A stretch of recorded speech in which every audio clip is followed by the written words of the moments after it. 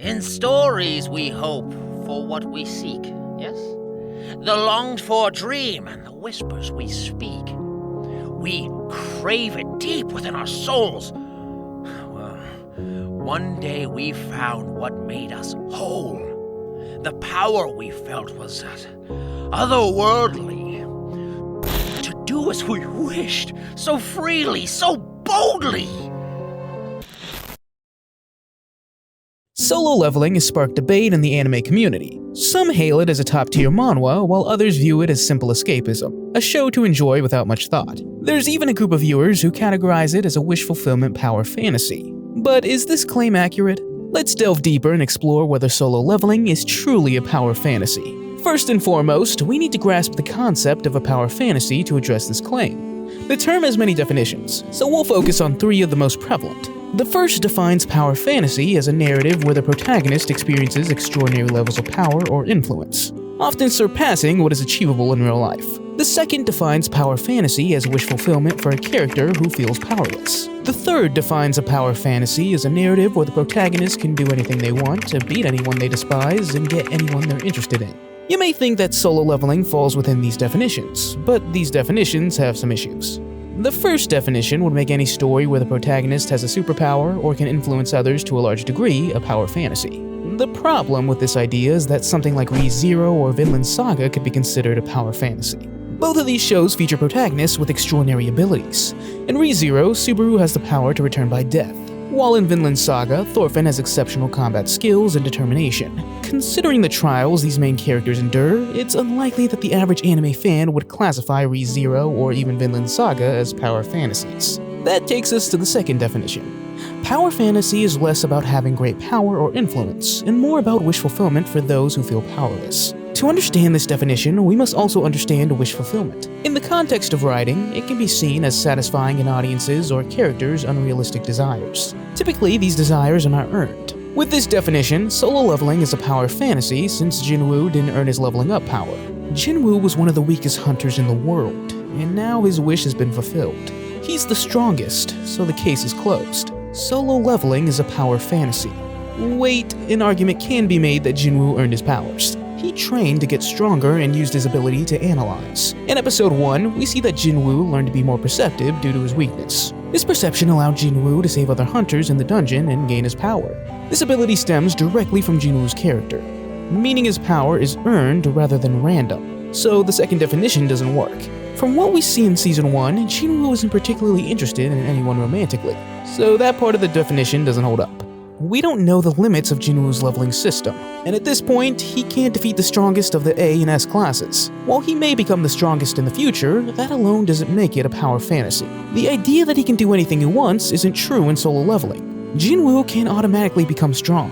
He must work hard and meet the system's requirements or face punishment. His powers give him the opportunity to help his mom, but not without struggle. This is shown in episode 7 where Jin-Woo battles Hell's Keeper, Cerberus. Before the battle, Jin-Woo is scared and even questions whether he can win. He doesn't fight under the assumption that he's an all-powerful being who can defeat anything with one punch. He fights knowing he can lose and must think to win. For example, when he fights a Class B opponent with a similar fighting style and stats, his opponent's greater experience makes Jin-Woo the underdog. Jin-Woo uses his speed to overpower his opponent, but his opponent counters with stealth. Jin-Woo has to find a way to beat the opponent he can't see. Jin-Woo finds a way around this by detecting Kanga's bloodlust, as noted at the beginning of their fight. He uses a skill he learned while having murderous intent to win. This is shown in episode 6, where this world's harsh reality is unveiled: survival of the fittest. The strong do whatever they please, while the weak must accept this as reality. However, the strong can also be hunted, with the very rules they impose being used against them. By the end of this battle, Jin-Woo seems to lose part of his humanity as he gets stronger. The system seems to be taking something from him as he gains power.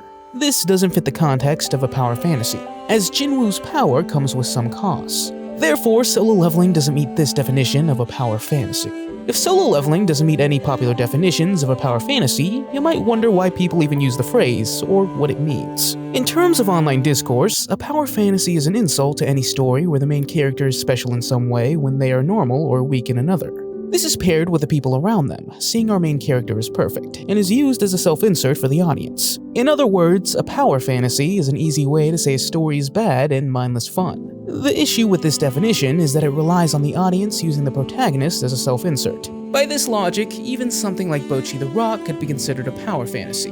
The main character is the glue that holds the band together and is a famous online musician living out her dream as an upcoming rock star. This highlights the problem. Almost every story contains some elements of power, fantasy, or wish fulfillment. These terms are often used to dismiss other shows without fully engaging with the material.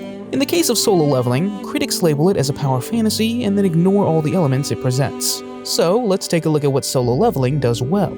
The appeal of Solo Leveling comes from the main character and his growth. We constantly see him getting stronger and building new allies. A key way to engage an audience is by clearly defining a character's goals and updating the audience on their progress. Jin-Woo has 3 main goals: the pursuit of strength driven by the system and his own desire, curing his mother's illness, and his alliance with Jin-Ho. Throughout the first season, Jin-Woo learns more about the system and how it works. Episode 3 is a prime example, as we see Jin-Woo exploring the system's mechanics. He learns the consequences of not completing a task and the rewards for completing one. This sets expectations for the audience and allows for the payoff of details later in the story. The system is also presented mysteriously, with neither Jin-Woo nor the audience fully understanding its limits. This is similar to Death Note, where we gradually learn the rules and limitations of the Death Note along with the other characters. We slowly go from the dark into the light. Both stories feature protagonists dealing with a supernatural object that follows specific rules, which are revealed gradually. This approach maintains suspense and helps us understand the challenges that the characters face. For instance, Jin-Woo must collect 3 items to create an elixir for his mom, a quest that stems from a key obtained by completing his daily quests. These keys are established as early as episode 3, and their significance continues to play into the story's progression. Many claim that Solo Leveling lacks character development beyond Jin-Woo, but this idea is unfounded. Several characters like Jin-Ho are developed. We understand Jin-Ho's goals, personality, and relationship with Jin-Woo. This is also evident with Mr. Song. Initially, he's portrayed as the responsible and caring leader of the group. When they discover the extra dungeon, he follows Hunter procedure, but allows his team to decide their next move by vote. When they're trapped with the statues, he blames himself for the situation and volunteers to test the altar, offering himself as a sacrifice. Later, we see Mr. Song again. He's chosen as the leader, but he regrets what happened and feels grateful to Jin-Woo for his actions in the dungeon. All the survivors are affected by the events of the dungeon, from Jin-Woo to Kim. We see how these characters and their connections evolve, even though they're short. Mr. Song even notices that Jin-Woo wants to keep his powers a secret and helps him maintain that secrecy after the battle with Kang, as a gesture of gratitude for Jin-Woo's help. So the claim that Solo Leveling lacks character development is inaccurate. Jin-Woo even grapples with the fact he kills people in episodes 6 and 7. Jin-Woo even tries to drink his worries away and claims he would do what he did again. One criticism of power fantasies is that the characters can be boring. While this can be true, it's easily avoidable by adding suspense, tension, and conflict to scenes. That sums up every overpowered character done well video.